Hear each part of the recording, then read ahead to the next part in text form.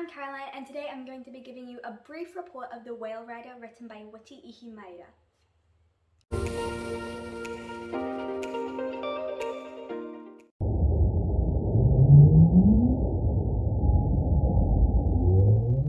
The Whale Rider is all about a little gal called Kahu who's around the age of 8. She was named after her ancestor Kahutia Terangi or Paikea, who is the legendary whale rider. She grows up in Whangara, constantly surrounded by very patriarchal traditional values and beliefs, showing that she doesn't feel very confident in herself because she is a gal who is constantly surrounded by people saying that the successor needs to be male. She's constantly proving herself, which is foreshadowed frequently throughout the book, and by the end of the book she proves herself and gains respect and the privilege of being the future leader of her tribe. The Whale Rider has many themes throughout it, but some of the key important ones that if you ever study it for class you will need to know are things like feminism, nature, love and family, the different roles of men and women, corruption of nature by man, and tradition versus modernity. So now onto characters. I'm going to be covering the 3 most important characters in the book because there's so many that if I went through every single one and gave you like a bit of a briefing on them, this would be about the rest of your life of a long video. So we start off with Kahu, our fearless female.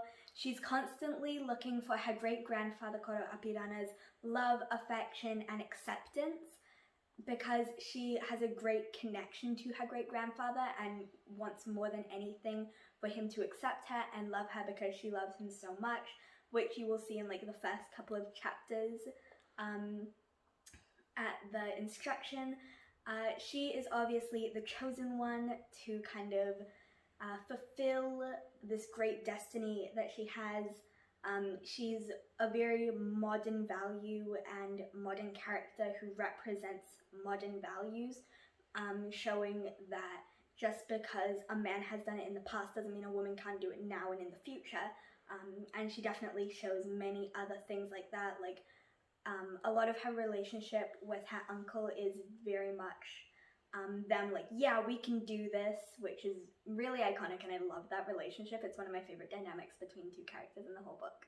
Our next character is Kahu's great-grandfather, Koro. He is a really lovely old man who, although has a very hard exterior, just wants nothing more than the Māori people to be in safe, good hands, and in his eyes, with his very traditional values, that's having a male successor, although at the end of the book, he does realize that he was in the wrong and that Kahu is the rightful heir and successor. He just wants to be able to pass down his values and traditions to someone, and he works really hard to make sure someone is worthy of the people, because he went through so many tests and trials to make sure that he was right. He doesn't want to leave the people with someone who would do bad for them, showing that he is very caring. He has a great love for his wife and his grandkids and his great-grandkids, and he's a really lovely character who I grew to love because he's very much a tragic hero who like realizes that he's done wrong and like wants nothing more to undo that, but he can't, so he has to make sure he makes things right, and like it's really sweet. By the end of the book you're basically in tears. Please have tissues on you nearby. You know what part you get up to where you're just like I could literally cry right now just thinking about it. It was so beautiful. And now we're on to 100% my favorite character. Character number 3, Nanny Flowers. She is so iconic. She's strong-willed, stubborn and brave. She has so much love for Kahu, supports her through everything. Anytime Koro upsets Kahu, she's there to like look him in the eyes and be like, hey, you're no chief, I'm your chief, you have to listen to me. And it's really iconic, and she really protects Kahu. She's very protective of everyone she loves. She's very comedic, and she causes for a lot of the funny scenes, like in the first couple of chapters, her and Koro are going on like this like boat chase but she took the one with the motor, so she's just like, hi, in half the time it takes him.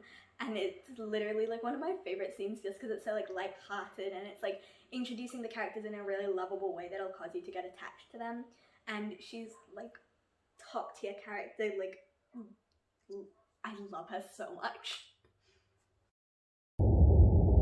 Just another little important thing we cover before I finish this off is this kind of structure and like what kind of narrative it is. It's a parallel narrative because it shows both Kahu and her family and her tribe, but it also covers the ancient bull whale and the old mother whale, who like have their own like little head, and in many ways the bull whale and the old mother whale are very similar to Karo and Nani. So it's parallel because it's like showing what's happening to the head at some points and what's happening to Kahu and her family at some points.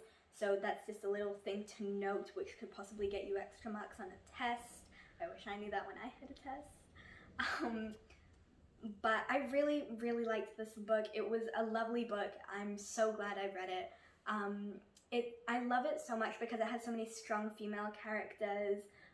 The characters are developed really well, which I love. I just finished a series, which I have reviewed in like my first book review, I think, but I love all the character development because it always just makes the characters so much more lovable and makes you really attached to them.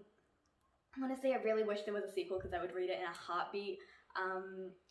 But I really, really love this book. You will too. It has great theme development, character development.